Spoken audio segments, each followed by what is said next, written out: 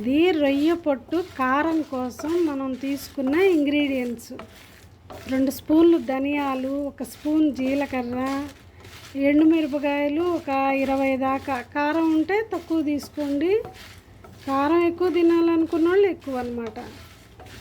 ఇవి బాగా దోరగా వేయించుకోవాలండి. వీటితో పాటే కరివేపాకు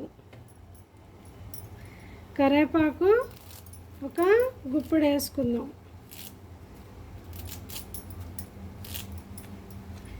ఇవి ఇట్లా దోరగా వేయించుకోవాలన్నమాట. వీటిలోనే మనం చింతాకు పొడి, చింత చిగురు వేసి వండుకుంటాం కదా, చింతాకు పొడి వేసుకొని కారం కూడా చేసుకుంటాం. అట్లాగే మనకి ఇప్పుడు చింతాకు పొడి అందుబాటులో లేదు కాబట్టి ఇది డైరెక్ట్గా ఇట్లా కారం చేసుకునే కంటే కొంచెం మనం తీసుకున్న క్వాంటిటీకి కొంచెం తక్కువగా, ఒక 1/2 కిలో అనుకోండి పొట్టు, ఒక నిమ్మకాయ సైజు చింతపండు ఈ వేడిలోనే వేసేసి మగ్గిన తర్వాత మొత్తం వెల్లుల్లి వేసి కారం చేసుకుంటే చాలా బాగుంటుందండి. ఇవి చల్లారిన తర్వాత చూద్దాం. ఇది మనకి బాగా క్లీన్ అయిపోయిన రొయ్య పొట్టు. ఈ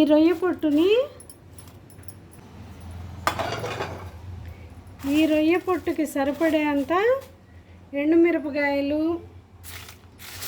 ధనియాలు, జీలకర్ర, కరివేపాకు వేపుకున్నాం. ఈ మాత్రం చింతపండు, ఒక చిన్న నిమ్మకాయ అంత చింతపండు ఈ సెగలోనే వేసానన్నమాట. ఇది బాగా మెత్తపడుతుంది. దీంట్లో 2 పెద్ద వెల్లుల్లిపాయలు వేయాలండి, వేస్తేనే టేస్ట్ ఉంటుంది. ఇవన్నీ మిక్సీ వేసుకున్న తర్వాత 1/2 స్పూన్ ఉప్పు వేసి మిక్సీ వేసుకున్న తర్వాత చూద్దాం. ఇదిగోండి, మనం ఇప్పటిదాకా అన్నీ వేయించుకొని పెట్టుకున్న ఇంగ్రీడియంట్స్ అన్నీ మిక్సీలో వేసి పొడి చేశాను. ఉప్పు కొంచెమే వేసుకోండి మిక్సీ వేసుకునేటప్పుడు, తర్వాత చూసుకొని వేసుకోవచ్చు. చింతపండు మట్టుకు తప్పనిసరిగా వేసుకోండి, చాలా టేస్ట్గా ఉంటుంది. దాదాపు చాలామంది చింతపండు వేయకుండా చేస్తున్నారు రొయ్య పొట్టు.